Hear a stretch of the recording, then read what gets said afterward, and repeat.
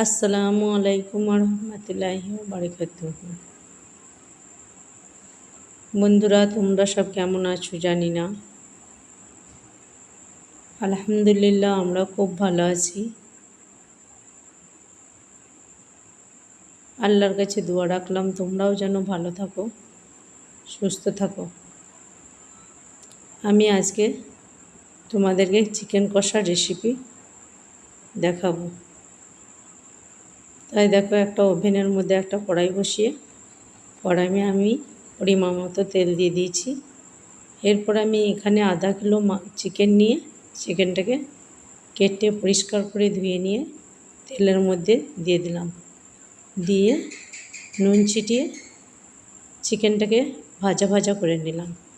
এরপরে আমি দিয়ে দিলাম দুটো তেজপাতা আর পেঁয়াজ কুচানো, দিয়ে একটু উল্টো পাল্টা করে নিলাম। চিকেনটাকে এইভাবে ভেজে রান্না করো, তোমাদের খুব ভালো লাগবে। আর দিলাম দুটো শুকনো লঙ্কা, টমেটো গাছ কুচানো আর কাঁচা লঙ্কা কুচানো, আদা রসুনের পেস্ট, লঙ্কার গুঁড়ো, হলুদের গুঁড়ো, জিরের গুঁড়ো আর দিয়ে দিলাম ধনের গুঁড়ো, দিয়ে আর দিলাম পরিমাণ মতো নুন। এরপরে আমি মাংসটা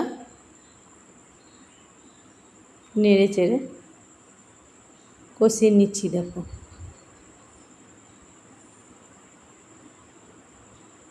কষানো হয়ে গেলে মাংসটাকে আমি ঢাকা দিয়ে কিছুক্ষণ ঢেকে রাখবো। হালকা আঁচে ঢেকে রাখলে মাংস থেকে পানি বের হয়ে যাবে। ওই মাংস থেকেই আমি মাংসটাকে কষে নেব।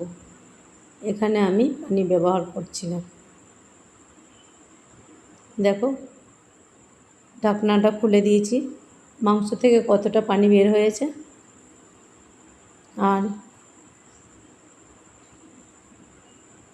আমার মাংসটা কষা হয়ে গেছে। এরপরে আমি নামিয়ে নেব। একটু মিট মশলা ওপর থেকে ছড়িয়ে দিয়েছি, ওইটা তোমাদেরকে দেখানো হয়নি। আর দিয়েছি একটু গরম মশলা। এইভাবে মাংসটা কষে রান্না করো, তোমাদের খুব ভালো লাগবে।